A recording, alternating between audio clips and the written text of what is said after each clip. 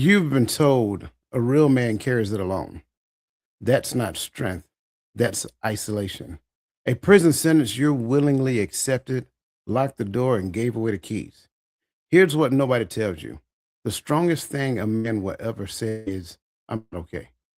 Not because being broken makes him weak, but because admitting it is the only door transformation has ever walked through. Tonight, four words that could change the back half of your life. Admitting you're broken unlocks real transformation. Stay with us as we unpack this profound topic with the intention of liberating the men of our society on the hearts of men.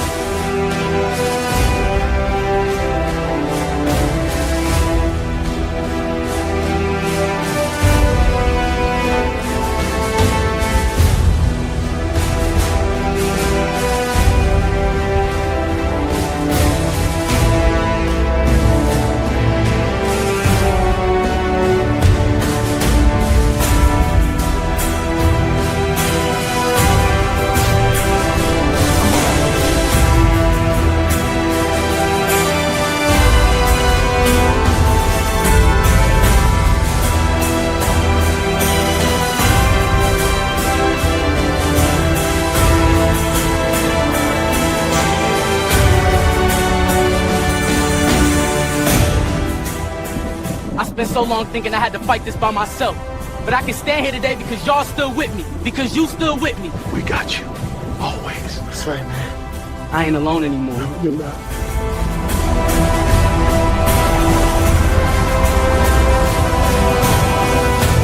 Good. Touch. Good.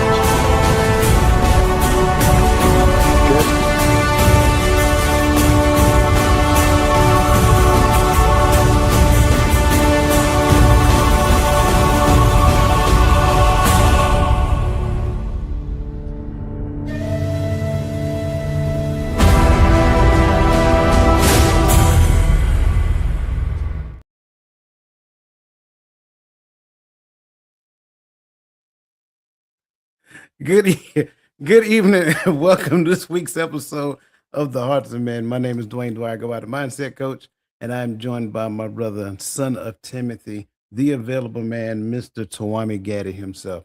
Bro, how you doing on this beautiful Friday evening? Man, I cannot complain. It is Friday. I'm here with my big bro. You already know it's about to go down. I'm excited. I'm excited for it. Yeah, man. Me too. Been a pretty busy week. Had a lot of moving parts, and some moving parts you guys are going to get to see. So we'll look forward to sharing that stuff with you guys. Look forward to you guys participating in it as well because I am anxious to see how you will benefit from it. And make no mistake about it, I think that is the just kind of like the foundation of it all. Like seeing the outcomes that you're experiencing. A lot of great feedback coming from counting sheep and losing souls. So thank you guys for that. And that being said, man, if you have not picked up your copy, go ahead and scan the QR code up top so that you can get your copy. Because, like I said, at a later point in time, we are going to have a kind of like a book review for everybody who purchased the book and everybody who wants to participate. We're going to get together and kind of talk about this book and not only just talk about the things specific to this book, but kind of like what you got from it. Because it's a lot of things that are going on here. So thank you guys for your support and greatly appreciate that. Also, for you guys who want to support the community, that's what that QR code is. So again, every gift that you give the community, we greatly appreciate it. It goes back into the community so that we can give you things as well. So again, greatly appreciate that. Look, I want to say welcome to the livest chat in social media because listen, you guys show up. I can't say that I can't say that enough. You guys show up. And I want you to understand that we greatly appreciate you guys showing up. So that being said, on this channel, on this network, we like to recognize you by name. So if you have not done so yet, make sure that you get in the comment section, say good evening, hello, hi, 2 thumbs up, smiley face, whatever it is you want to do. But please don't forget to hit that like button and share it. That way other people can kind of benefit from this information that you're going to get tonight. So that being said, I want to make sure that I give you guys a shout out. Good evening and welcome the rebirth of Nick D. Always good to have you. Greatly appreciate the work that you do as well. Crystal Everett, same to you. Good to see you. Welcome. And again, greatly appreciate the work that you're doing behind the scenes. Miss Robin Brower, good to see you and welcome. His Divine Appointment, good to see you and welcome. Atlas Keys, the Key Realtor, good to see you and welcome. Yes, it's Maya. I didn't do the head snap tonight, so don't judge me, right? But yes, it's Maya. Good to see you and welcome. And again, whoever, I think there you go, Queen V, good to see you and welcome as well. Again, Skincare by Loretta James, good to see you and welcome. But again, wherever you are, Facebook, YouTube, Instagram, LinkedIn, get in the comment section and let us know that you're here. And not only that, make sure that you are participating in the conversation, share your thoughts, ask questions, because again, you guys are a vital part of every show. So, bro, you got anything you want to you over there booting up, man? What you got? No, man, it's sometimes I miss my brother because I had a petty moment in my head, and I was like, yeah, if he was here, it'd have came out. And then I'm like, well, since we committed, nah.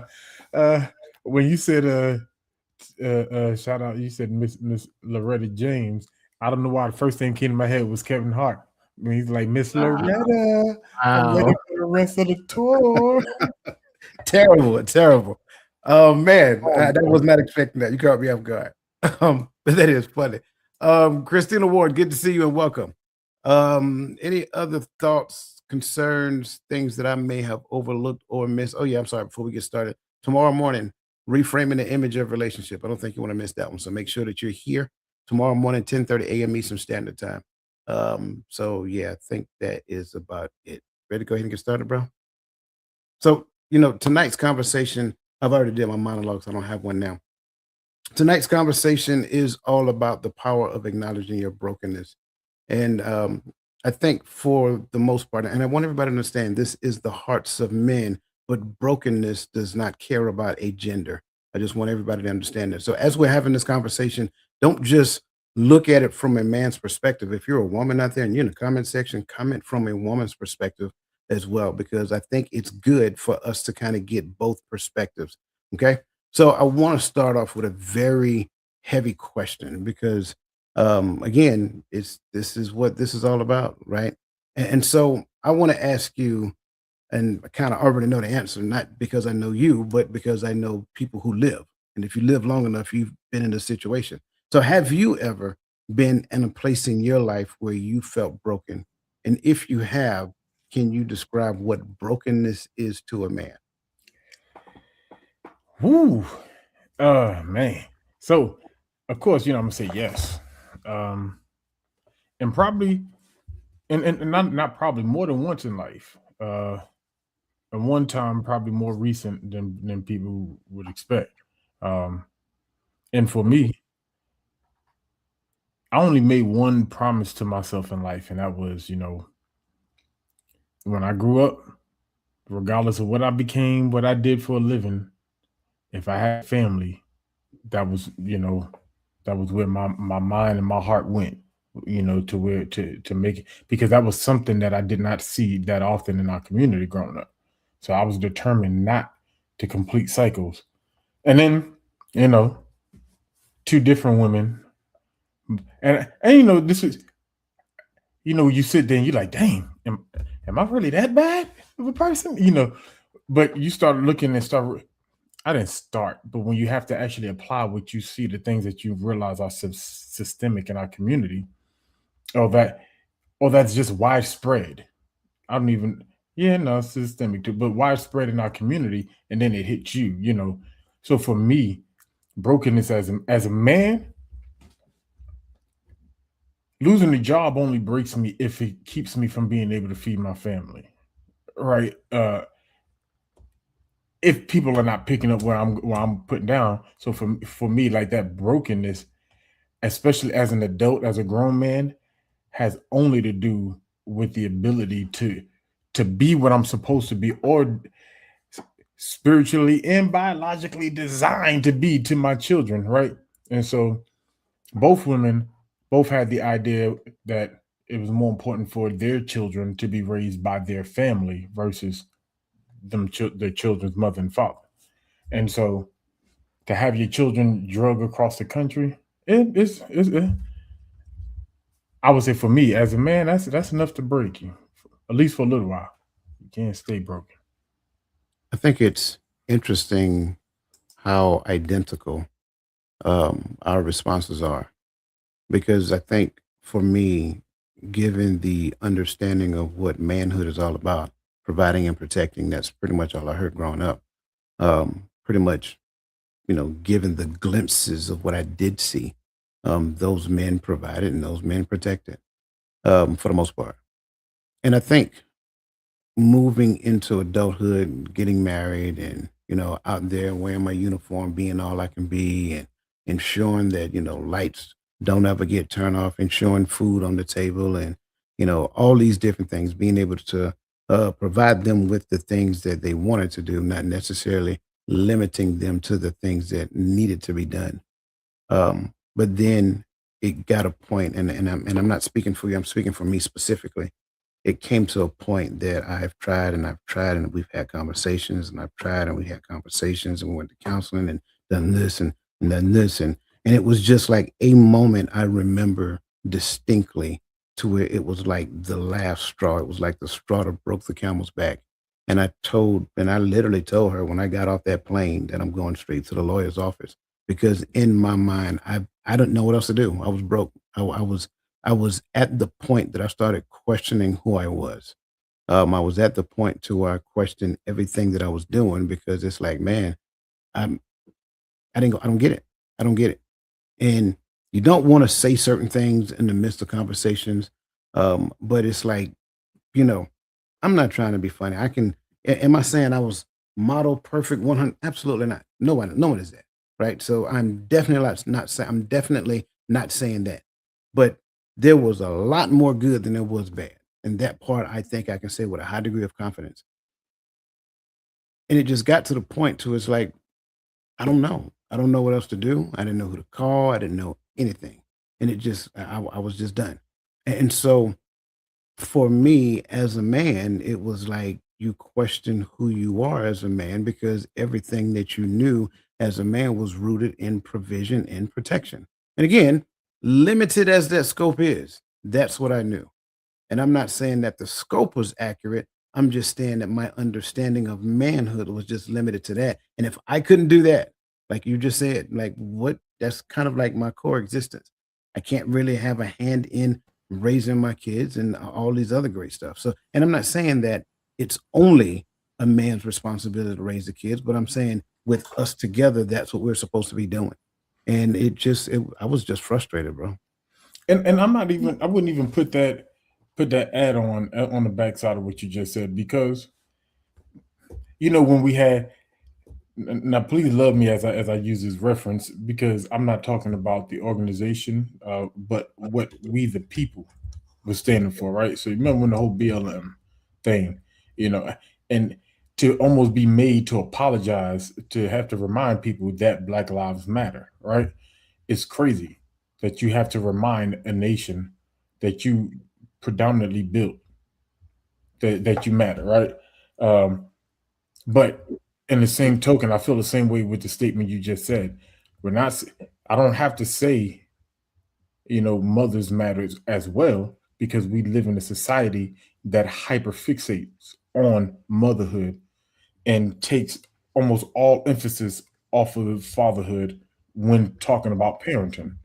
And so I'm not apologizing for bringing that awareness that, hey, fathers matter, and we have to get into a place to where men don't feel some sort of way when someone say mothers matter, and women don't feel some sort of way when men say fathers matter. In fact, we should be saying it for you. The fact that we have to champion that is Yeah. the problem. You know what I mean? I could just stop right there. No, you're good. You're good. No, you're absolutely right. And what I was explaining more is that I wasn't saying that the only reason I wanted to stay was for the kids. That's not what I'm saying. Even though I'm not gonna lie, at times we kind of use that as a talking point. You know what I'm saying? So no, you're absolutely right. And I think you're spot on as you say that, because I mean, that's just the world that we live in. And we joke around as it pertains to it when it comes on to Father's Day versus Mother's Day and all those other things. But again, that's a whole different talking point. But again, it's the brokenness, and I really would like to see in the comment section. Like I said, I understand this is the hearts of men, and the question is specifically to a man from another man. But don't be afraid to tell us what it looks like, from your perspective as well, because men don't know, not unless you have an honest conversation with someone and just share it. And that's the beauty of this platform. Like, no one is going to say, well, that's not what brokenness look like to a woman, especially if you're a man. So that's just it. So I just want to kind of share that. And as we're getting ready to dive into it again, if you have not done so yet, make sure that you hit that like button. Make sure that you share it. Because again, this I think is going to be a lot that we're going to unpack. That said, we're starting with talking point number one. And talking point number one is all about admitting you're broken is strength, not weakness. I say again, admitting you're broken is strength, not weakness. The world trained men to equate silence with strength. But naming your brokenness out loud is the single most courageous act a man can actually perform. And the mislabeling of it as weakness is costing men their lives, if you really think into it. Now, Brene Brown said also, vulnerability sounds like truth and feels like courage. Truth and courage aren't words, aren't always comfortable, right? They're not words that's always comfortable, but they're never weakness.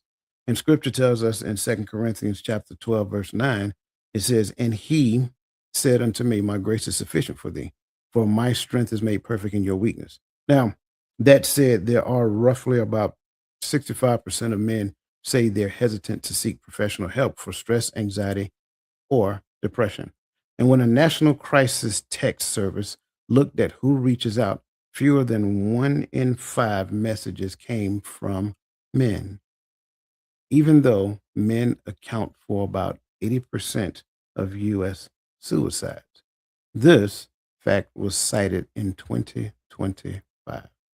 Men aren't just struggling, they're speaking up less, right? They're not just struggling, they're speaking up less, which to me is a recipe. So I want to ask you a question as it pertains to this, Gary. Why do so many men experience asking for help as losing their standing as a man? And where did they first learn that, in your opinion? So I think for me, I have to answer this question kind of backwards. Kind of have to start at where did they experience it first, because then I think there we get into the why as it develops. So I'm looking at 3 different points in a man's life to where this lesson, the way we've experienced it, becomes detrimental, right? And hopefully you haven't experienced all 3, but I believe all men have experienced at least one of these moments, right? One is when your mama punch you in your chest and tell you shut up, you're a boy, right? Got nothing. I'm talking to younger men, right? I don't, our mamas did some things now, punching us in the chest. I don't know. Some of us got that, but we had our options. Yeah.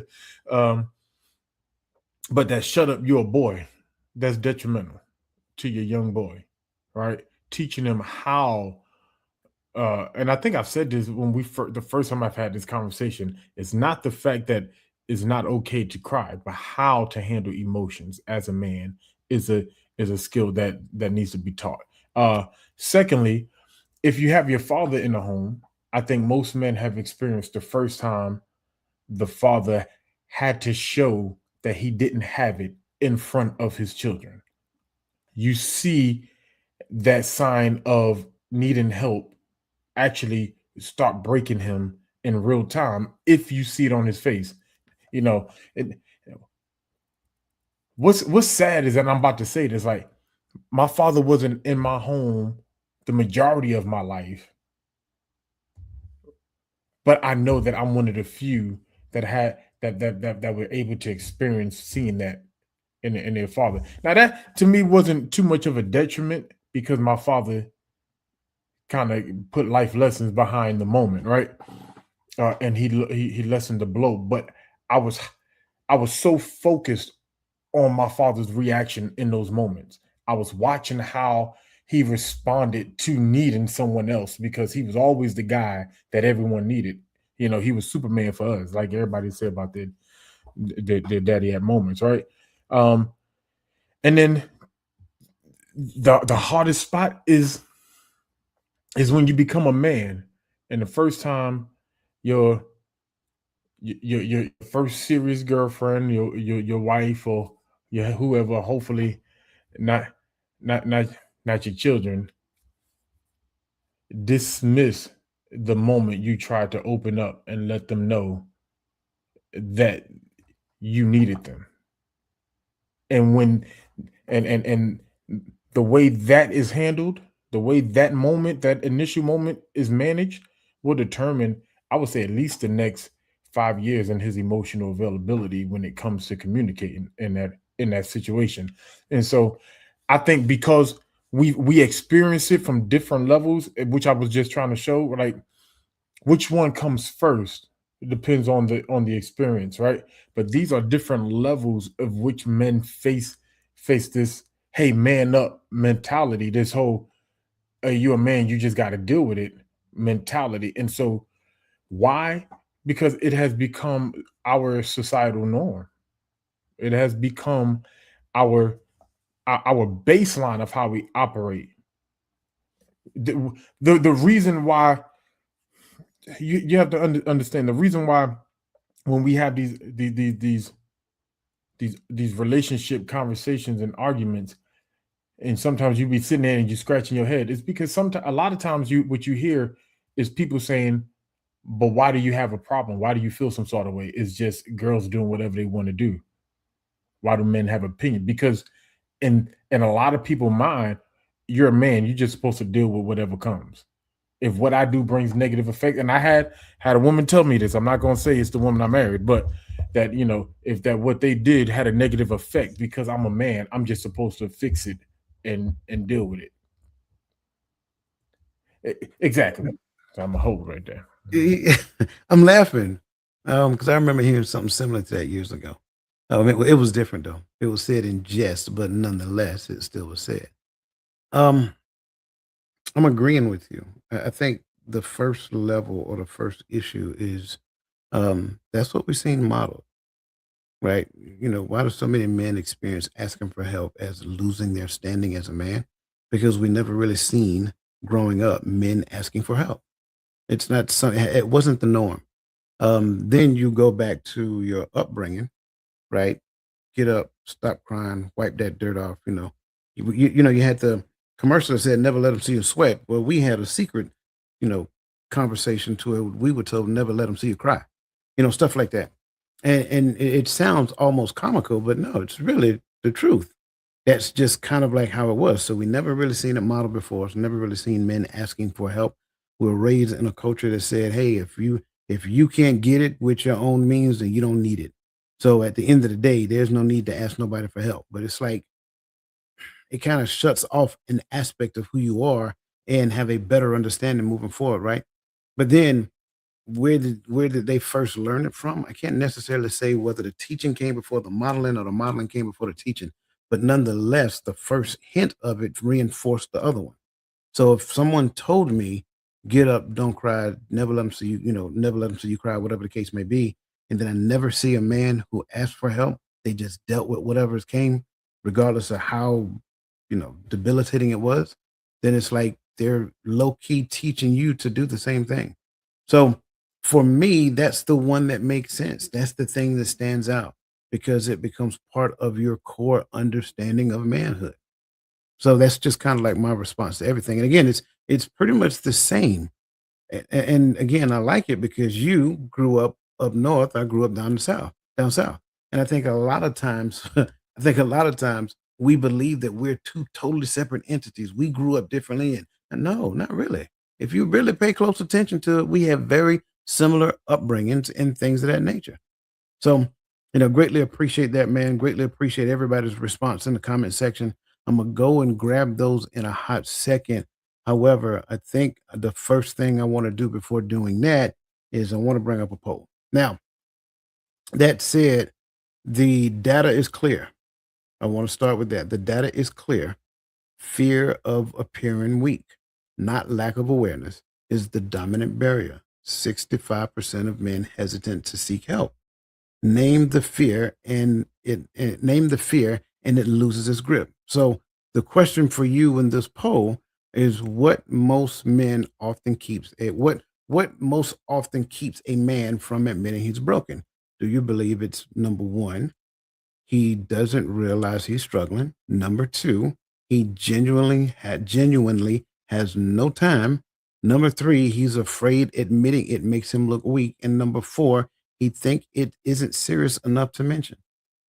Now, I'm curious and interested to see how some of these responses are. And again, not asking you to be a man, but you knew men. You was married to a man. You seen a man, your dad, so you have an awareness. And again, maybe they didn't tell you. Maybe they fall into the same category that myself and Gaddy did, and they didn't necessarily share those things with you. All of that, in my opinion, it bears weight. It should be something that we should consider. And as we're going through the polls again, keep chiming in, keep leaving your responses, keep answering questions from your perspective, because I think it's important. And we're going to grab those here in a second. But I want to move on as you guys answer the poll to talking point number two. Now, talking point number two is the mask is heavier than the wound. Pretending to be fine is more exhausting and more dangerous than the pain a man is hiding. The mask doesn't protect him. It isolates him from the very people and the very God who can help him carry it. Now, Carl Jung said the most terrifying thing is to accept oneself completely. Now, you got to let that set in for a second. The most terrifying thing is to accept oneself completely. In the book of Proverbs, chapter 28, verse 13, it says, "He that covereth his sins shall not prosper. But whoso confesseth and forsaketh them shall have mercy." That said, the cost of the mask is not abstract. In most recent CDC data back in 2024, the suicide rate among men is nearly 4 times higher than among women. And men make up, again, roughly 80% of U.S. suicides, while being about 49% of the population. See, now it starts to take full circle. 80%, 49%, less than half of the population, but make up more suicides as it pertains to it. The mask is not harmless. It is heavy enough to be fatal. So, bro, my next question for you. What is the hidden price a man pays to keep up appearances year after year in his body, his marriage, and his faith?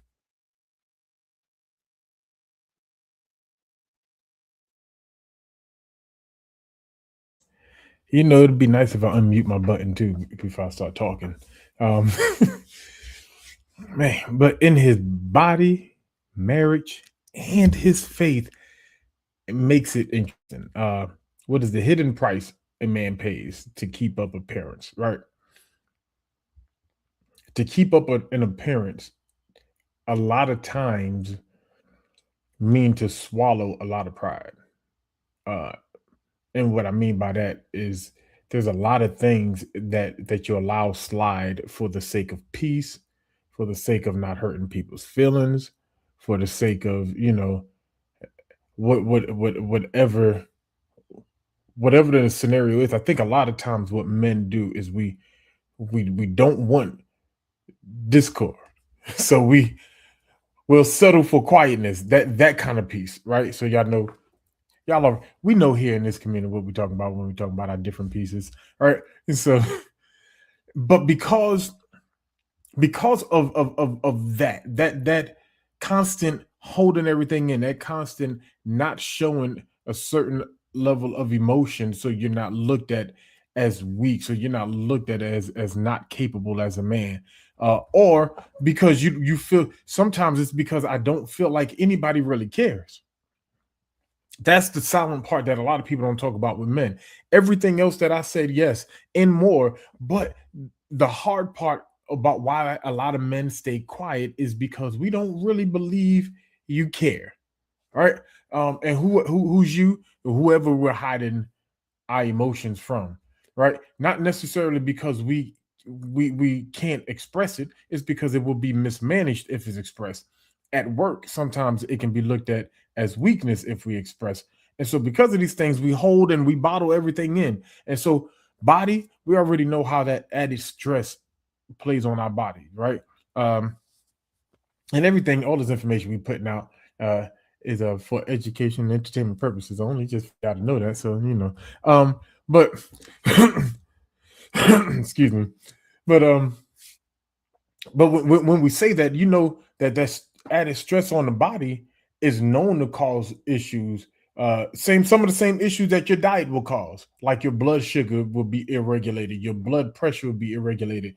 Been known to lead to heart attacks and strokes and stuff like this, migraines and all kind of things that can happen because of added stress. That's the toll it takes on your body. What it takes on your marriage, in your faith, see, in your body, this all plays a part because it now has a mental effect on you. Now, see, because everybody talks about emotional availability. I can't have no emotional availability if I don't have no mental availability. Because I've practiced so long shutting out mentally so I can survive in my current situation that at some point I forgot how to turn it back on. Because now mentally, I forgot how to mentally show up in the home because I had to shut out in the home so I can ignore the constant disrespect, the constant undermining, the constant I've got to do it my way. I'm like, because I'm telling you, you snatch your man out of his position, his ability to lead in the home, he will shut all the way down.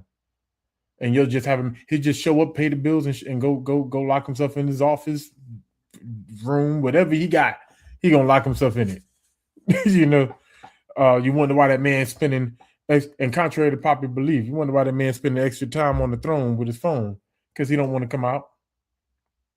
He's found a quiet place, right? And we laugh about it, but a lot of people have a lot of the other assumptions, but really, I hate to put it that way, but and byproduct, your marriage, not just your marriage, but even your relationship with how you're raising your children, the thing you start compromising because you no longer have the energy to exert into proper discipline sometimes because your mental is not there. You're like, I'll deal with that later. Y'all go in your room. And now they just got away with whatever they did. Last year, you asked about his faith. Listen, after you snatch that man's ability to lead, that man's ability to be vulnerable in his own home, his ability to have a conversation with you about things that he's dealing with, the next thing that goes is his identity. Who am I? I don't even have respect in my own home. How can I go to work and be a supervisor here? How can I lead soldiers? I can't even lead my own home. I don't even make decisions where my own money gets spent. And I got but now my identity is being messed with.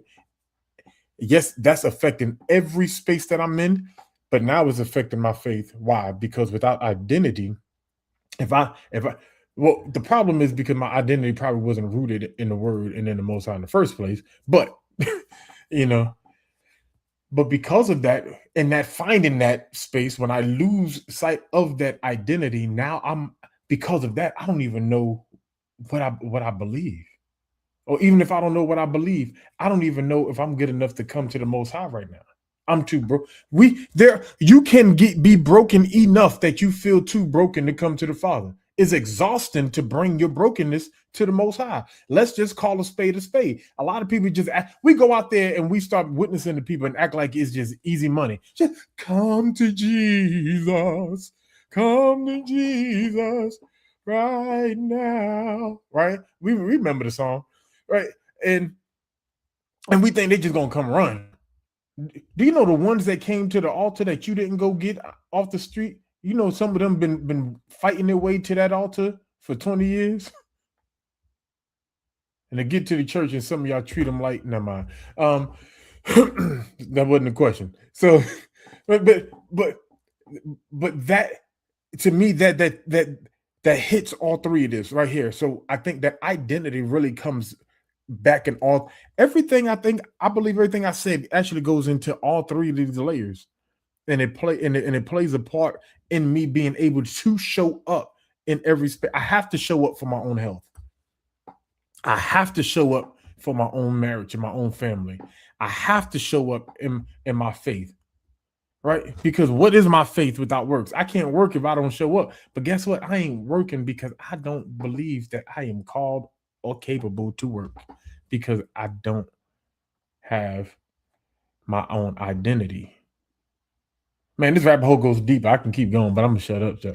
It's so let me apologize to everybody first. Apparently, I have the wrong polls loaded. So you got the first snippet of the poll for tomorrow. So you know that's you're already ahead of the program. So I do apologize for that. But don't worry, I got some questions for you guys coming up after this one. This is a very interesting question, and if we're careful,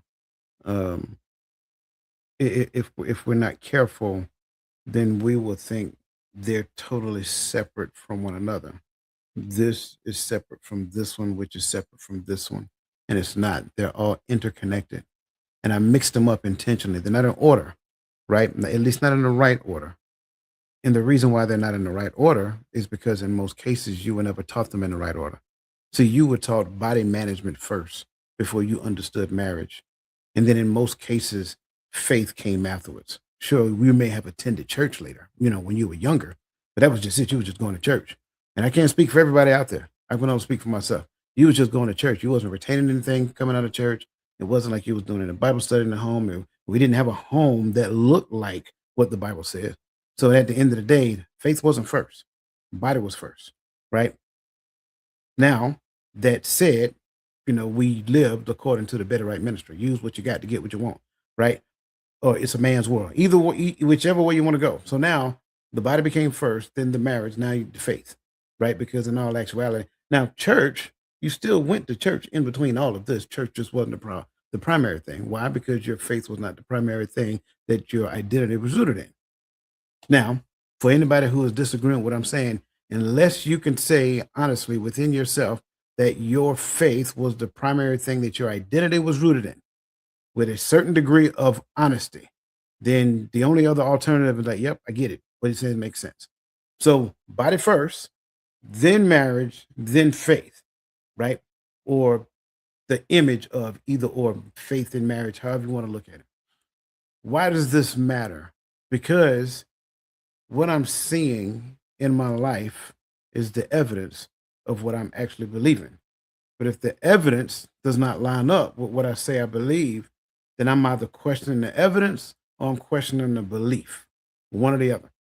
So if I'm married now and the evidence in my home does not line up with what I say I believe as marriage is supposed to be, now I'm questioning either self, body, or I'm questioning what's on the outside marriage. That is it. We may have gotten married and may have went to church in the beginning and put on a good show, but then eventually going to this church kind of fade to black because one part of say I ain't going to that church no more. I get it, right? I understand. And so because this person stopped going to church, then the idea is that, well, I'm gonna keep going because this is the right thing to do. Well, no, maybe not, but okay, I get it. So one is at church, one is at home. But again, we're talking body, marriage, and faith. And what we don't necessarily grasp at that particular point in time is faith encompasses all of it. Faith encompasses marriage, faith encompasses body. Because ideally, what you believe according to your faith tells you what to do, how you are supposed to behave according to your body, and how you're supposed to behave in the marriage. But if we disconnect them and think them are things that we do, then that's what we'll do. So what we'll do is we perform in our body. So we go to the gym, we get fine clothes and all that other great stuff. We put on our best versions of ourselves at work, looking the part, but then go home broken, right? We go out in public, everybody think everything is just fine, but we go home and we go to the four corners of the house and don't even talk to one another. We may not even be sleeping in the same bed at a certain point in time, right? And so that being said, there is a huge disconnect. And like Gaddy said, that creates what I tend to call a slow cortisol drip. It's like being in a low grade of fight of okay. Let me ask it like this. I want you to put a chat or a one in the comment section if you ever experienced this at any given point in time in your life. You was at work. You tried to stay at work for as long as you possibly can. Or your spouse was at work and you were fine while your spouse was away. But the minute you walked through the door or the minute your spouse walked through the door, you started feeling some type of anxiety, some type of angst within you, simply because in your mind, you know, it was only a matter of time before it popped off. If you ever experienced that in your life, I want you to put a number 1 in the comment section. There's 1. There's 2. There's 3. Get my point now? So we cannot say that these things are not connected. How you view your relationship, so now moving forward, what does that create? That creates lowered defense mechanisms in your system, that increases opportunities for you to get sick. It increases opportunities for dis-ease, right? Because you are in a constant state of dis-ease, therefore disease becomes available. So you get sick for no reason. Always something going on. Get headaches. All these things happening. High blood pressure, like Gaddy says, so forth and so on. All these things are happening. Why? Because you're in a constant state of heightened awareness. That's why. So when you look at the effects, like bring the question back real quick. When you look at the effects behind this right here, this here alone, the hidden price is sickness, mental distress, emotional disconnection. It is a heavy price to pay because at the end of the day, you have tied yourself to someone, whether it's that person or you, and for whatever reason, maybe neither one of you understood what marriage looked like. And because you never really understood what a marriage looked like, you decided to graduate from MSU. And so you was going to make stuff up as time went on. And because you decided to make stuff up, that other person didn't agree to it, or I didn't agree to it. And so now we're going back and forth, constantly arguing, upset, in a state of non-cohesiveness in a space where collaboration is supposed to be. That's it.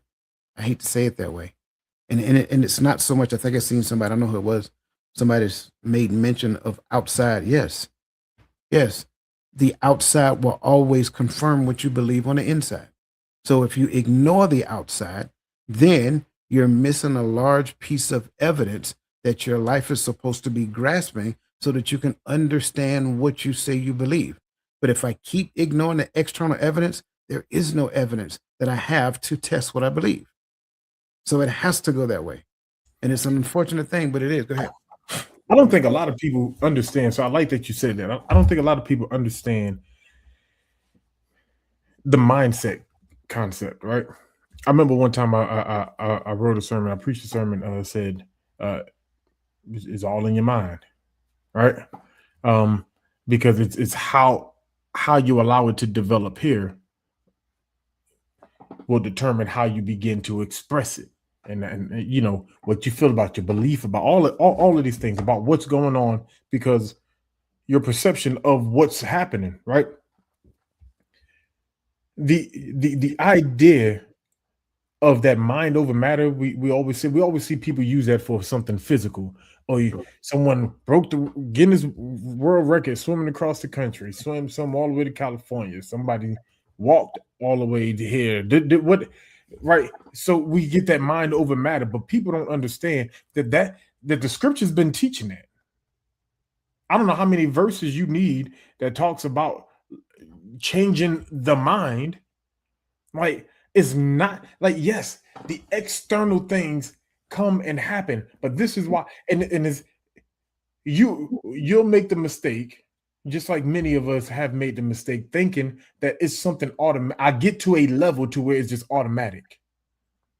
No, you have to wake up and go after it. That's why he wakes up and he delights himself in the law of the Lord. Like he's going after after the thing. But that's what we have to do with the mental. These trials, we know the scripture tells us these trials are going to come, but be of good cheer. That's a mindset change.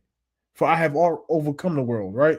Like these are we're not really understanding how this works. It's not an automatic turn on, but every day you got to feed the mind so you can psych. And it sounds crazy, but so that you can psych yourself out of focusing on the things that are here to distract us from whatever the goal is. My bad, coach. No, you're good. You're good. I'm agreeing with you. And again, that's an important part for us to understand, right? We cannot ignore, and I'm glad you guys picked that up. You cannot ignore what's going on the outside, because the thing that's on the outside is sharing with you that this is the thing that you created. Therefore, that is the evidence of your faith. So now either faith itself is wrong, which it can't be wrong, or the evidence is not lining up with it. So there has to be a disconnect. The evidence is the evidence, and the faith is not wrong. So now, if it's not the evidence and it's not the faith, then it has to be the belief. So now the belief has to change in order for me to change my belief, because God gave me the faith. My belief was shaped. So somebody got that, then they got that. But if they miss it, go back and listen to it again, because that's the key to it all. It's not the faith. The faith was given to you. It's not the evidence. The evidence is the evidence. That is the facts. So again, either evidence is wrong or my faith is wrong. Well, neither or. So okay, well, if that's not right, they're not wrong, then what's the thing that's wrong? It's the thing that is actually adding fuel to it. It is the belief, because the belief is the only thing that changes. The faith doesn't change. It's the belief that changes. So now you got to change your belief if you want to change your belief. So now, how do you change your belief? You got to go back and unpack your bags. You got to go back and unpack everything that you thought you knew. And there lies the problem, because most of us, and I talked about this, but 2 weeks ago in Coach's Corner, most of us actually have guardrails and protectors around the thing that you know, and you're fighting to keep it simply because you know it. Well, here's the deal. Nobody has a responsibility to fight you for it.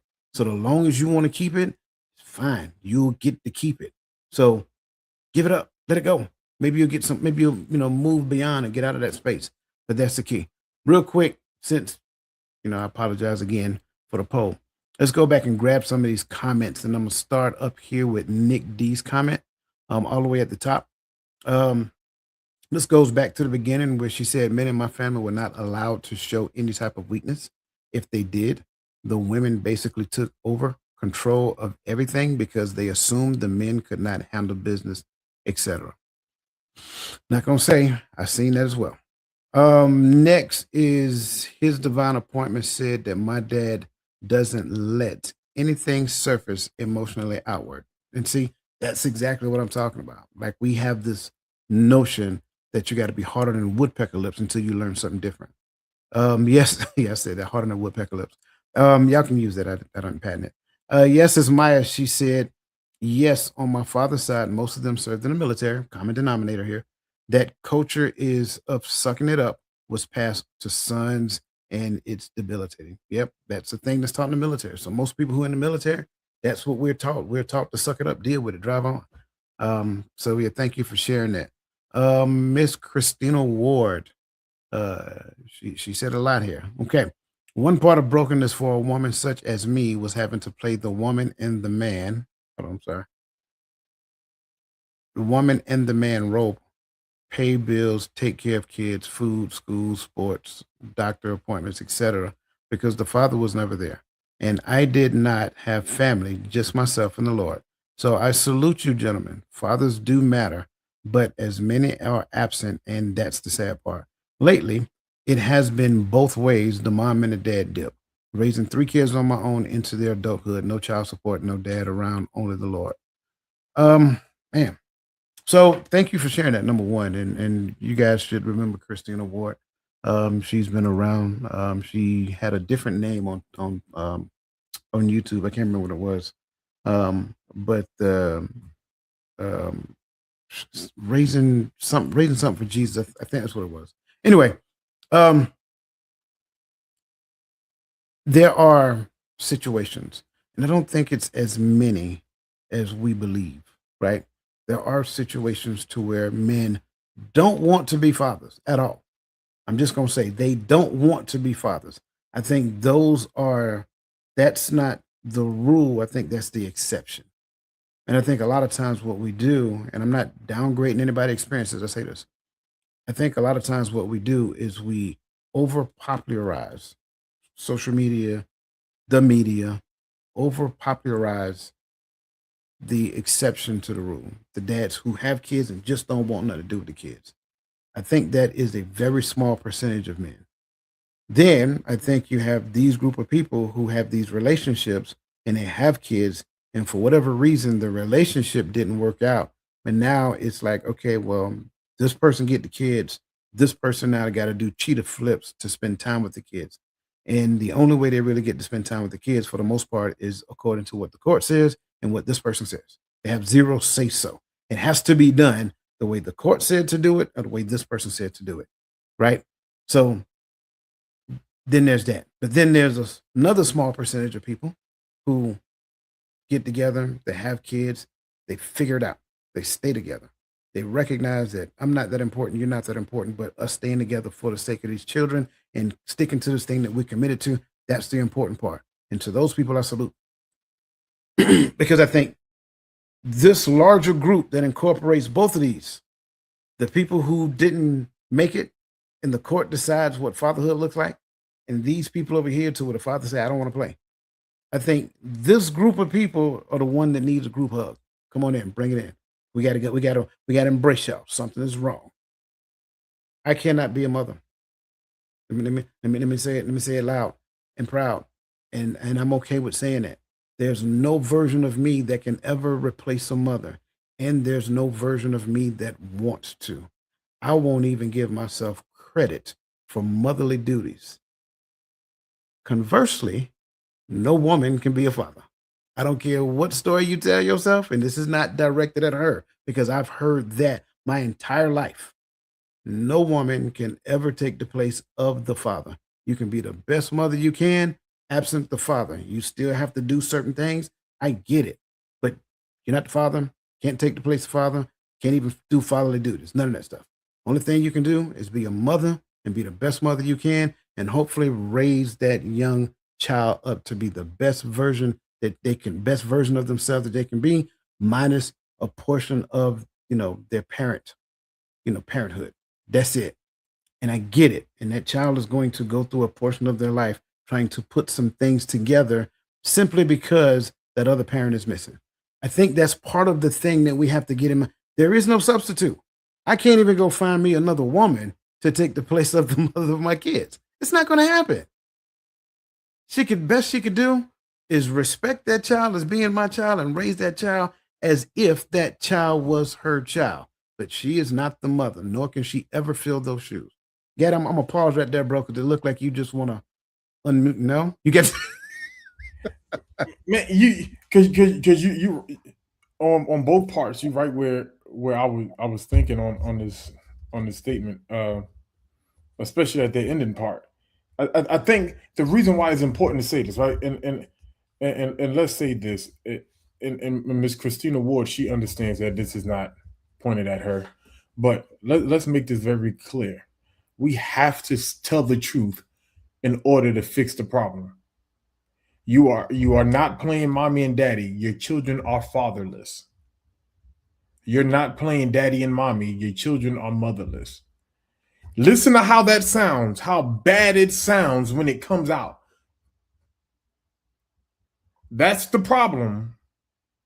And everything that we've been saying is how we sustain the problem. But everything that we've been saying here at the Mindset Academy, this is how we walk past that. We have to say it. We have to acknowledge it. This is why we don't live in my truths, and we don't live in Coach's truth, and we don't live in our person. We live in a unified truth, and that truth is what truth is. And at the end of the day, we have to make it. We have to say it loud. These children are out here being raised with no fathers. There's no, you're not playing both roles. They have no father, and that sounds bad because that is that is a negative on the physical, the mental, and the spiritual level. That negatively impacts that child, whether it's mother missing or father missing. But we have to say it out loud so we understand how serious it is, so we can actually stop fixing it and keep talking. Yeah, man. And again, I want to say again, and Christina, thank you so much, because I mean, she know we're not attacking her because we've had this conversation, but I just want to thank you for sharing that. Because trust me, it is a very, it's man, it's not. I mean, I think Gaddy said it plainly. It's not a good thing for a father to not want to be a father. You know what I'm saying? Like it's there's going to come a point in time in that man's life, whether that child is in their teenage years or 30 plus years old. So they're going to recognize how big of a mistake that they made. And then they're going to attempt to reconcile with that child. And unfortunately, they're going to be at that child mercy. And I pray to God that that child is merciful to actually attempt to have that relationship, that connection at that stage. But it's like the longer you wait, it just creates a bitterness, a callous, just kind of like a rebellion at that point. So, man, whatever dude out there right now that hears this, if there is a separation like that between you and your child, man, go fix it, go make it work. So, all right, man, I think when I've been on that long enough, got to keep going. I think that takes us to talking point number 3. And again, thank you guys, man. You guys are awesome. Talking point number 3 is that you cannot heal what you refuse to name. I say it again. You cannot heal what you refuse to name. I say it again for the 3rd time, and you just heard it again because Gaddy said it a second ago. You cannot heal what you refuse to name. So you have to stop trying to sidestep what it is and call it by its name. You go in the Bible and Christ okay, I'm not going to do that right now. Okay. Transformation does not begin when a man feels better. It begins the moment he tells the truth about where he actually is. Naming the wound is not the end of the strength, it's not the end of his strength. It's the start of his healing. Not everything that is faced can be changed, but nothing can be changed until it's faced. James Baldwin. John 8:32 states that, and ye shall know the truth, and the truth shall make you free. Now, statistically speaking, naming it is exactly the step most men skip. Only 41.5% of men with mental health conditions receive treatment, compared to 56, almost 57% of women. Again, from the National Alliance of Mental Illness. More than half of men who need help never name it to anyone who can help them. Now, Gad, I want to kind of jump over to our question here. And before I give Gaddy our question, I want to give you guys your question first. Because me and Gaddy has been going there and I've been kind of robbing you and depriving you because I messed up your poll. I apologize. So for you, what is the one truth, in your opinion, a man is most tempted to keep hidden, even from himself? And I want you guys to share it. Even if you're not a man, that's fine. Like I said, you've been married, you've got fathers, whatever that looks like. You got brothers, so you know men, right? What is the one truth a man is most tempted to keep hidden, even from himself? Now, Gaddy, as they are answering that, I want us to answer this question. Why is saying the problem out loud to a wife, to a brother, to a pastor, the one step so many men would do almost anything to avoid?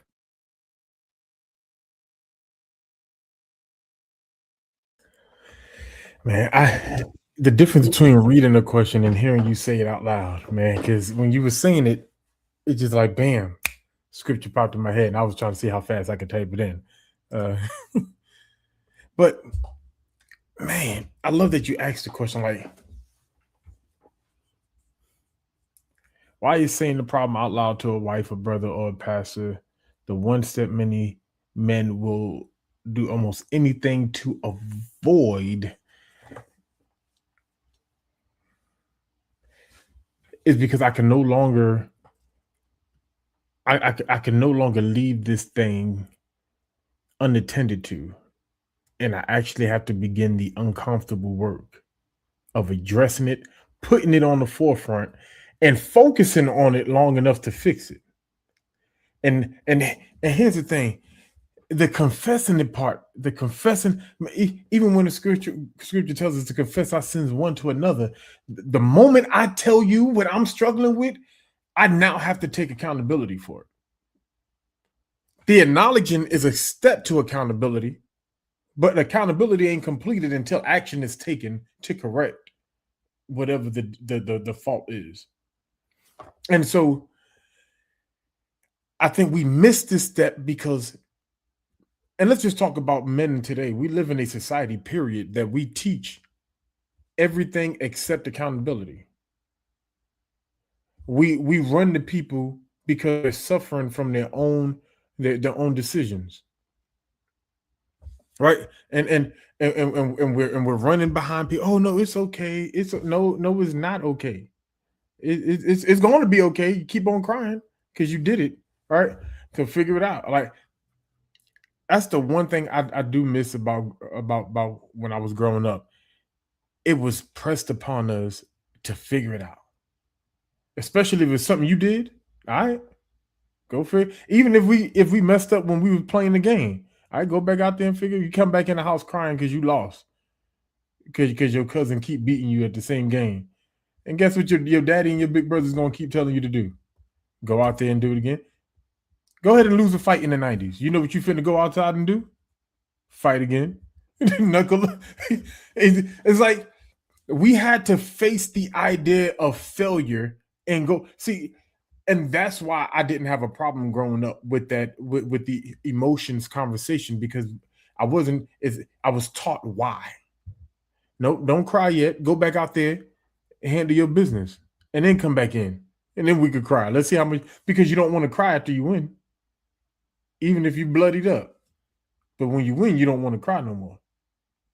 Never mind, Coach. You ask your questions today, boy. Before I answer, I want to do something because I asked you guys a question first, and the scrolling. Thank you, Nick D, for changing that for me. It's scrolling at the bottom, and I want to go back and rehash the questions, and I want us to take a look at it. So the question that the audience is answering is, in your opinion, what is the one truth a man is most tempted to keep hidden, even from himself? I want to do something, Gaddy. I want to bring up everybody's comments that he needs help, that he needs help, that he has failed. Some have come to the point where they are uncomfortable having hard conversation. He don't know what to do to lead his family. They may fear judgment or hearing their business again or used against them. Fear of shame. Let me see. I think They may fear judgment or hearing their business. Okay, that's the same thing. Every last one of them are right.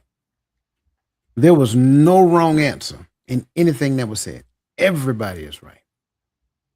And here's why I say that. Because I will start off by saying this, that first and foremost, I don't think for the most part, a lot of men surround themselves with people that they can have those types of conversations with. See, I would say this in conjunction with what Gaddy said, because Gaddy said, once I share it with you, now there's accountability. Maybe. But what if I share it with a person who does not want to accept the responsibility of accountability? See, I think that's a different thing, because I think sometimes, like, let's be completely honest with you. I'm just going to use, I don't know, let's use finances as an example. Can you say what you just said again? I'm sorry. Can you say it again? Which part, man? I don't know. Whatever you just said. Sometimes we surround us. Okay. You said that if I share it with you, then I'm afraid, I might be afraid of accountability. Mm-hmm. But in most cases, I think sometimes, and I'm saying it differently again, differently now, so I apologize. But I think sometimes we surround ourselves with people who don't want the responsibility of accountability. So, Mm. an example of that, let's just say I'm not good with finances. And I look at my circle. You guys know the saying. Surround yourself with 5 millionaires, you're gonna be the sixth one. I probably missed the numbers up, but y'all get the point. Well, if I surround myself with 5 people who are bad with finances, who am I gonna go to talk to when it comes down to finances? You bad with yours. You can't help me. You can't even be an accountability partner. And here's the sad part about it. I don't think finances is the only thing that we do that with. I think a lot of times we intentionally surround ourselves with people who don't challenge us. And because we surround ourselves with people who don't challenge us, now when I find myself in a pickle, a foot, or whatever you want to call it, I'm gonna go to you for you to be an accountability department. No, you're just gonna be a consoler. Because in essence, that's what most people want. See, I'm loving all of these responses. He don't know how to lead his family. So who am I going to talk to? Somebody who ain't leading their family? He may fear judgment. I'm going to talk to somebody who ain't got no judgment in him. You can't judge me because I know something about you too. This is the issue that I have seen with my own 2 eyes. We keep connecting to low-hanging fruit. And this is not calling a person low-hanging fruit. You're choosing the easy road. They are choosing the easy road. I don't want you to say anything about me, so I'm gonna surround myself with a person. You can't say nothing about me because I know too much about you. Go ahead, bro. Is this why we only talk to people that agree with us? Yes. This is why Democrats don't like to have conversation with Republicans and vice versa. They That's get a in their whole feelings. that's a whole nother animal right there. They get- no, and I'm just using that extreme I for got a reason. Like the and politics is just a easy one for me because people get in their feelings. We're really about to get into a fist fight about 2 grown men or grown women who don't care two things about us. It ain't gonna do absolutely nothing to change the course direction of this country. And we up here fighting because of whatever skin color, gender, or affiliation they have. Mhm. That's crazy work. Yeah. That's that. But you're right. Like everything you're just saying is like this is why we can't have a civilized conversation about politics because we get in our feelings. I don't want you to oppose me. Yeah. My Yeah. bad. No, you're good. And so I think that to me is one of the biggest reasons we don't surround ourselves with a person who will actually take the responsibility for accountability. See, I have to be responsible first. I say it again, I have to be responsible first.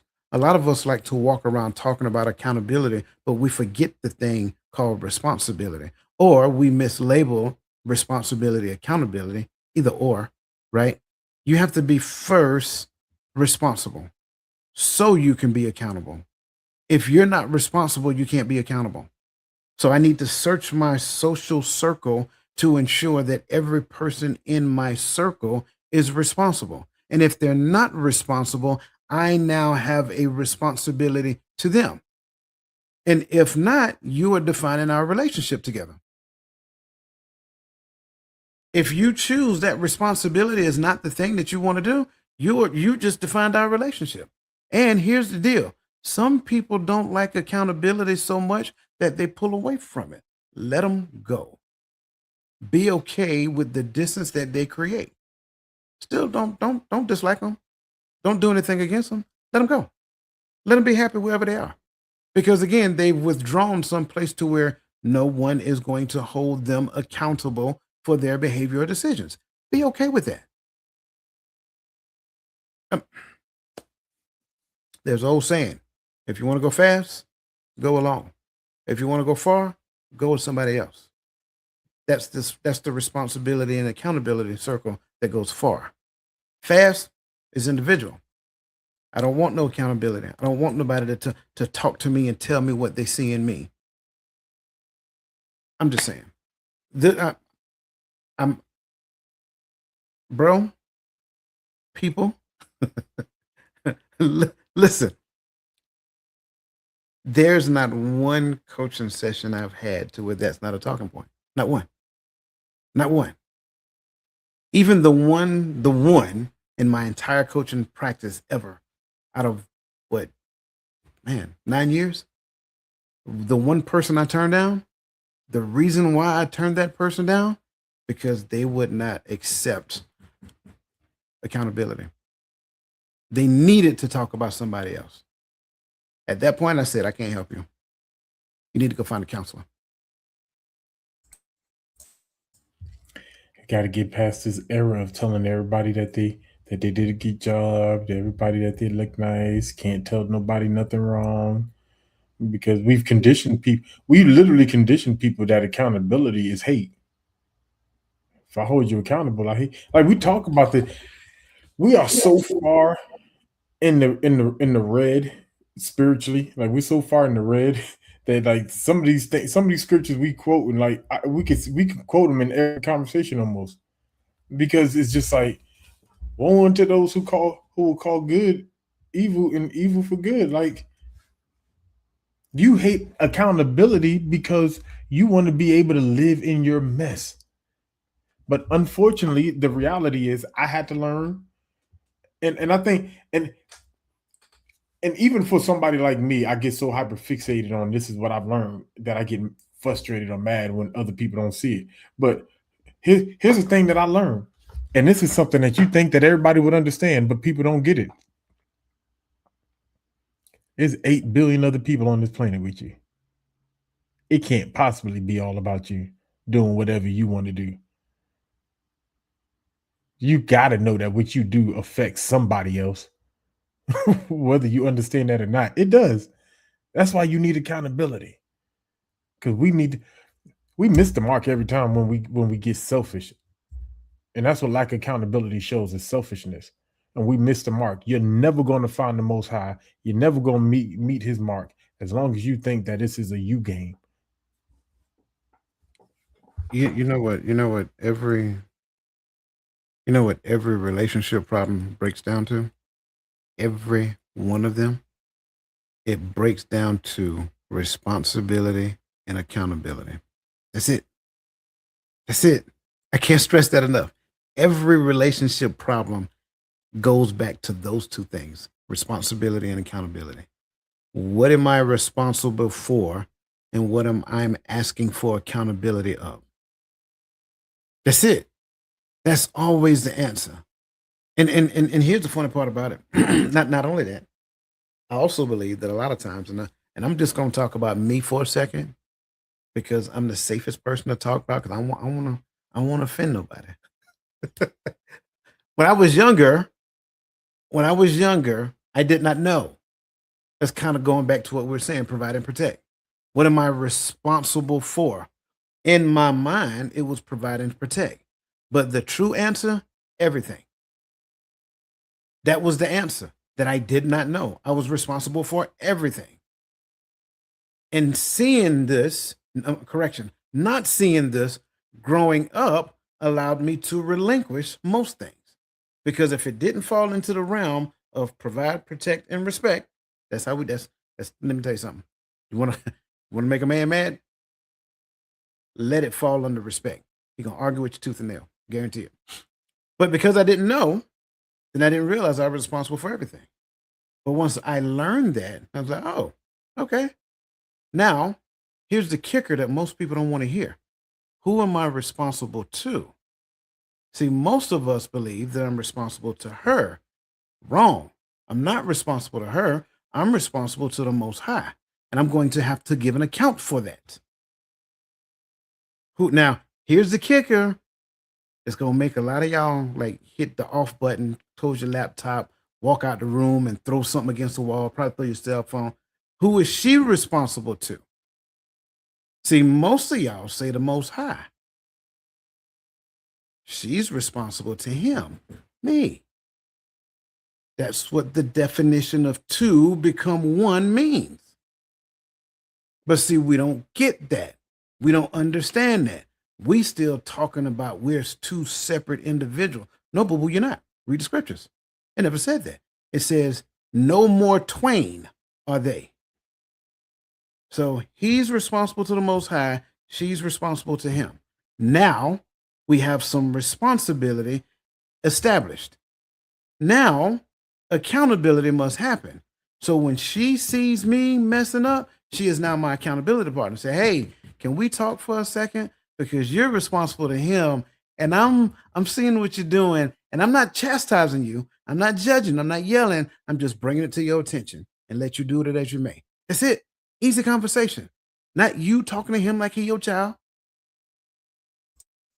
But here's the best part about it. It's the exact same thing the other side as well. Because if before he got married, he was studying, he understands what the bride of Christ looks like. So he has a working knowledge of what a bride is. So when he sees you not being a helpmeet, like, hey, can I talk with you for a second? Because, this kind of goes outside of what we agreed to. Mm-hmm. Not chastising, not judging, not cussing out, not any of those things, because she ain't your child. So now you have responsibility established, you have accountability established, and most importantly, you have understanding in the household. Never had that. Bro. You, we ain't gonna get to the last point. Mess with you. I'm just saying, no, because back to the woe. See what I say? I can keep quoting the same scripture. Isaiah said it. Woe unto them called good, evil, evil good. We putting. Understand, ha Satan, and ha just means the, right? Satan means adversary. So the adversary, right? So Satan in his name.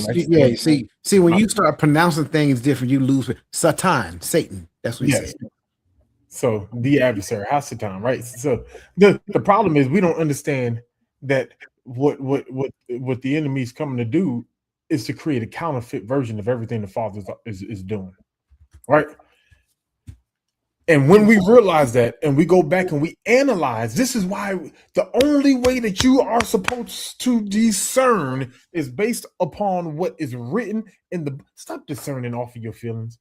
I'm sorry, boo boo. That wasn't the Holy Spirit. That was heartburn. I mean, that was that was your feelings, right? Because we do this so much and we go down these rabbit holes and we've broken up so many families off of somebody's discernment or intuition, whatever they want to call it, on a Friday night. But my bad. But we have to get to a place to where that's the deciding factor of what I'm discerning against. Because if not, we will be caught for the counterfeit. And the counterfeit is in the room. I'm sorry to tell you. But this idea that the man is showing up in the man, because think about how we do in relationships now. Happy wife, happy life. So the man is doing whatever he needs to do to adjust to the woman instead of being who, and then we wonder why the men are running around here not feeling like they are loved or appreciated in their own home. Because you've given the authority over, there's nothing else to appreciate. It's sad. It's sad that we say it like that, but that is the truth. Once you give up your leadership in the home, she has nothing else or no reason to appreciate. For what? Only thing you're doing is pay the bill. If you leave, she's gonna go get a job and pay the bills herself. I'm just saying what I'm saying.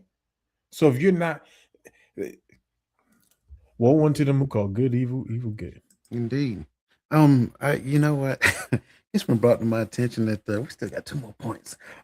Listen, if you guys have not registered for August 8th, again, free webinar, the relational intelligence webinar, I don't think you want to miss that, especially if this is what we're talking about. Okay. So make sure you scan that QR code and make sure that you get out there. Listen, I am going to do something. I haven't done this in a while, but what I'm going to do is I'm going to give you point number 4, right? And then we're going to keep moving forward. We're not going to answer the question for point number 4 because I want to get to point number 5 because I don't want to leave you out. So if you guys can agree to stay with us just a couple of extra minutes tonight, we're going to try to get through this so that we give you everything that we have. Okay. That said, talking point number 4 is isolation is where brokenness grows teeth. I say again, isolation is where brokenness grows teeth. Isolation generally happens when people get to the point of understanding something is actually wrong, but they do not name it, they do not talk to anybody, and they think if they go into isolation, it's going to go away. It will not. A man suffers most, not in the breaking, but in the bearing it alone. Brokenness carried in secret turns into shame, and shame in isolation turns into despair. God never designed a man to be his own rescue. C.S. Lewis said, friendship is born at the moment when one man says to another, what, you too? I thought that no one but myself, dot, dot, dot. So again, when we have these shared things go on, now you will find that there's a connection that actually happens. The book of Ecclesiastes 4, 9 through 10 says two are better than one because they have a good reward for their labor. For if they fall, the one will lift up his fellow. But woe to him that is alone when he falleth, for he hath not another to help him up. And again, I advise you, go take a look at the fellow, go look at the word fellow, look up the word fellow. The word fellow goes a whole lot further than what you tend to most time think about. Statistical data here, men are more alone than they've ever been in generations. I say again, men are more alone than they've ever been in generations. The share of men reporting no close friends rose from 3% in 1990 to 15% in 2021, and is still rising, I would bet, especially because of social media. So I want you guys to kind of digest that, process that. Again, isolation is not the answer. So if you're choosing isolation over liberation, then I invite you to stop doing so. Talking point number 5 is brokenness is the doorway God uses, not the dead end the enemy claims. The place a man is most ashamed of is often the exact place God begins to rebuild. Brokenness is not proof that God has left. In scripture, it's repeatedly the address where he shows up. Shame says, this is where your story ends. God says, this is where I begin. Ernest Hemingway said, the world breaks everyone. And afterwards, many are strong at the broken places. Okay. You got Psalms 34:18 says, the Lord is nigh unto them that are of broken heart, and saveth such as be of a contrite spirit. So statistical data here says that brokenness is not the exception. It's nearly universal. I say again, brokenness is not the exception. It is nearly universal. More than 4 in 5 men, that's 83%, y'all, report experiencing stress in the past 6 months. Almost every man watching is carrying something at this very moment. The question was never whether you're broken. It's whether you will let it become your doorway. So, and I'm going to do this again. Audience, you first.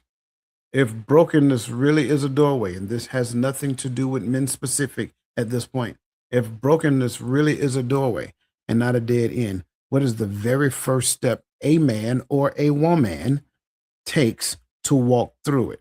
I ask it again. If brokenness really is a doorway and not a dead end, what is the very first step a man or a woman takes to walk through it?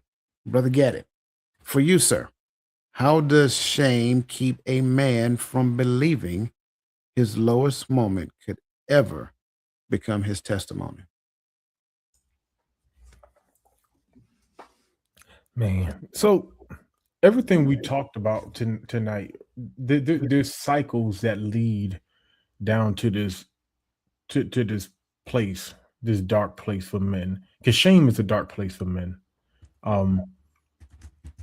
Because many of us won't go into a place that we know the people that we are embarrassed around or have shamed ourselves around are there. We will, which means we'll probably shy away from networking opportunities, and we'll shy away from, the opportunities to go to functions, to meet. You know what I'm saying? Like, and so that affects our life, right? That affects our ability to maintain or to grow in whatever it is that we're doing. That's out in the world, right? But the problem is when we get into a place in shame, for a man, and the reason why I mention that it's a dark place because there's so much that has to go into a man's mind before he becomes now ashamed of who he is as a man. Because I can be ashamed of a situation, I may have bombed a meeting, bombed a client, or I made a mistake, said the wrong word on the podcast, or gave the wrong definition. I could be, embarrassed, and but that moment when you become ashamed of who you are as a man, when you look back and take inventory of your life, and you don't feel complete, right? And we're going to pivot it, but a lot of people don't realize that this thing is heavy on men. And the question is, how does shame keep a man from believing his lowest moments can ever become his testimony? Because, and what tends to happen, the coach talked about the people who don't want to accept accountability, the responsibility of accountability, but then there's the people who don't want to see you succeed, period, that are masquerading as friends. And a lot of these people are hanging around as leeches, and you're going to them for good advice, and they're giving you all the good advice to keep you trapped in your cycle and keep you down. Because here's the reality.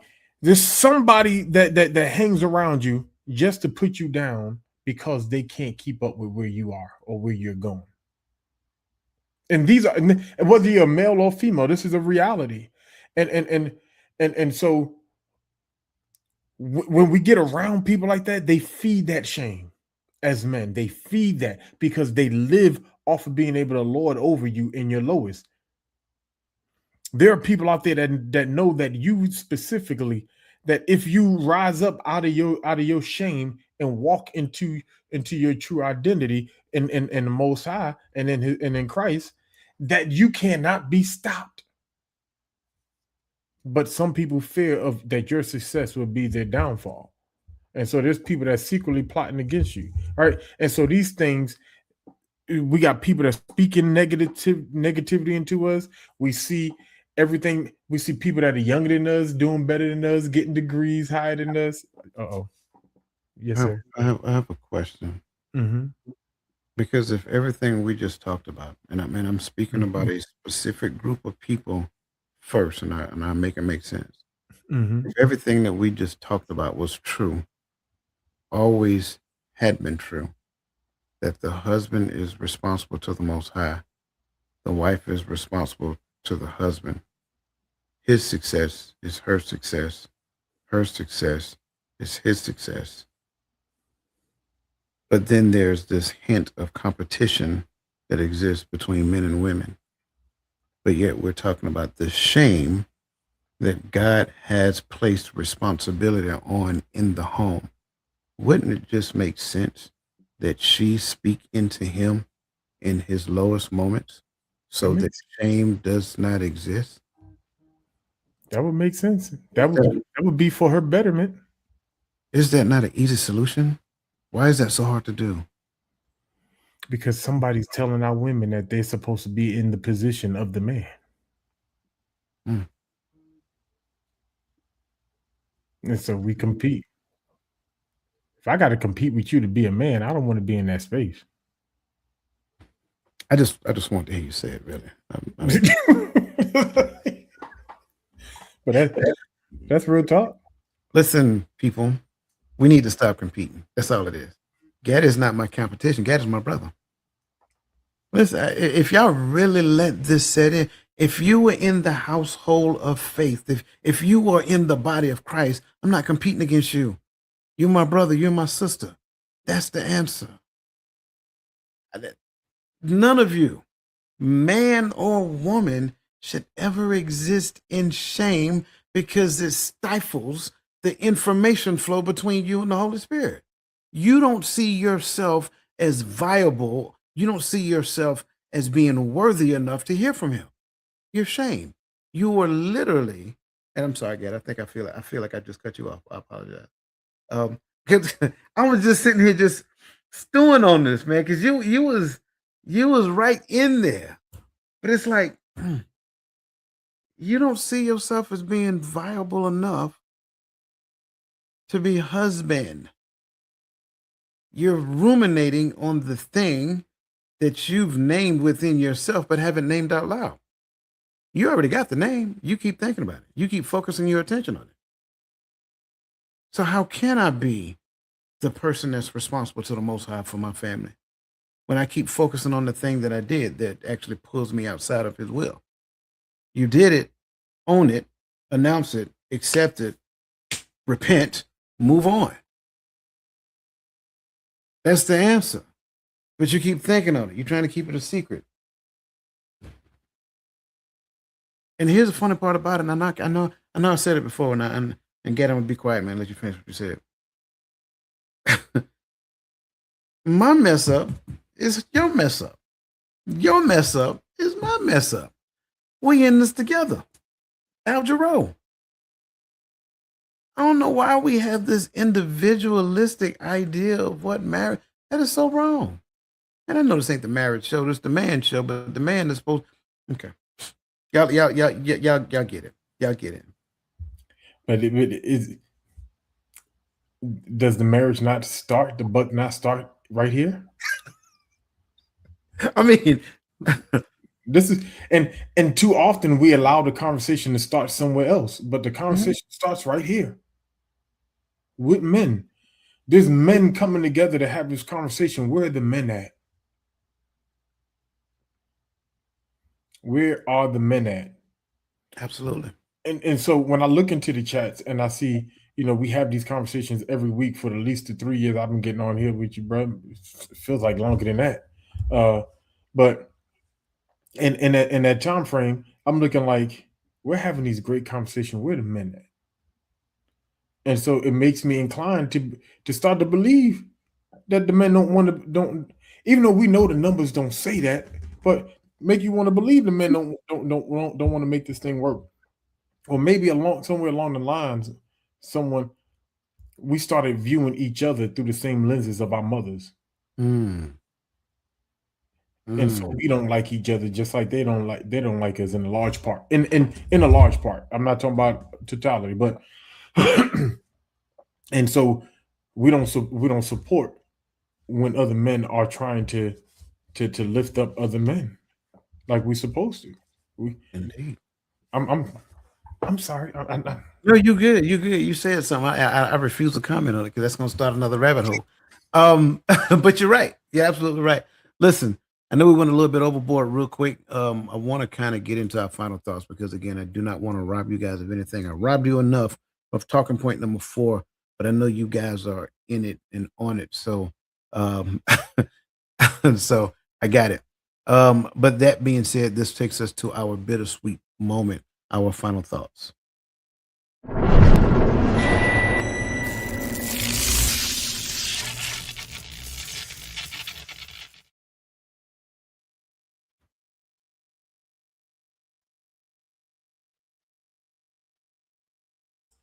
Once again, if I hit the mic button, people can hear me talk. I apologize. I love this conversation. The power of acknowledging your brokenness. There's a moment. I did hear when Coach said that loneliness is where this thing, brokenness, grows teeth. But sometimes getting to a place where the noise can stop can actually give us that time. You got to use that alone time wisely. All right. You get that alone time. You have to get there to start to analyze exactly where we are, where we're going, and what steps we need to make right here where I'm at right now to get there. Because what's happening is not working. A lot of us can agree on that in a lot of spaces in our life, that what we're doing right now is not working. But now that I have openly admitted that my brokenness in this area, calling that area out, now I can begin to make a plan on what it looks like to take steps in the right direction of becoming whole. Becoming whole, of course, in the Most High. But I love that you brought that up, because one of my favorite scriptures that I bring up all the time is Isaiah 28, right? And we always talk about when he said, when he tells them line must be upon line and precept must be upon precept. But I love verse 13, right? When we talk about brokenness, especially that last point. He says, "But the word of the Lord was unto them precept upon precept, precept upon precept, line upon line, here a little and there a little, that they might go and fall backwards and be broken and snared and taken." Sometimes we look at this brokenness as if it's the end of the road or the end of the rope, as if we're just going to let go and we're just going to fall off. No, brokenness is opportunity. So you got to change your focus on your lens so that you can see things in its proper perspective, because your brokenness is not the end. It may be the end of an era that you're in now, so that he can begin to put you back onto the potter's table and begin to spin the clay over again, because it's something new that needs to be done. But here's how it happens. You have to fall backwards and be broken. This is what the word of the Most High does. So if you think that you're going to escape brokenness by chasing the Most High, wrong. It's going to be embraced, because the word is going to break you. It's going to expose you. Then it's going to break you. Then you're going to realize the only thing left for you to do is to allow the potter to put you back on the potter's wheel. Stop trying to think that you can make it yourself, fix it yourself, get there on your own. We can't. We need the Most High. We need the Holy Spirit, and we need each other. That's all I got. Y'all know I can keep going. I love this conversation. Man, I love it too, man, and I greatly appreciate you being there. I think this is probably one of the most important things that we don't talk enough about. We don't necessarily talk enough about brokenness and what that really means. And I think sometimes what we do is we overvalue the fact that we have been broken, looking for sympathy and all those other great things, and we undervalue what that brokenness actually means and what it can actually do for us. See, no one is rejecting your experience. You've been through something. We've all been through something. The thing that I've been through is no more important than the thing that you've been through. The thing that I've been through is no more worse. And in some cases, some of us been through some very bad things, right? But I can't say that what I've been through was worse than what you've been through. Only thing I can say is that I experienced it and it affected me in a particular way. And I think that's a very important thing for us to say. And I think if you're with us tonight and this conversation resonates with you, touch you in any shape, form, or fashion, I think by virtue of that, you were intended to be here. I think there are people who join us every time we go live, just simply because they are part of this community. They value this community, they value what we actually do in this community, and we greatly appreciate those people for showing up all the time. But then I think that there are some people who show up and they be like, "Man, I needed to hear that." Well, you were supposed to be there for that particular conversation, just like you were supposed to be here for this one. But I'm not done, because I actually have 5 more things I want to share with you guys before we get out. Because I believe that brokenness actually shows up in the Bible in 5 different ways. The first one is brokenness. You're broken because of yourself, right? This kind of brokenness is inwards, a contrite spirit over our own sinfulness, which leads to humility, surrender, and godly repentance. But then there's number 2, and number 2 is broken people can crush people. I like to believe that hurt people hurt people, and conversely, healed people healed people. And I think that's what we do a very good job here in the Mindset Academy. But broke people hurt people, right? And it's true what they say. Since we're all born with fractured and dark hearts, our intentions, speech, and actions divide, separate, and damage other people. And a lot of times we do it unintentionally, unbeknownst to us, or whatever the case may be.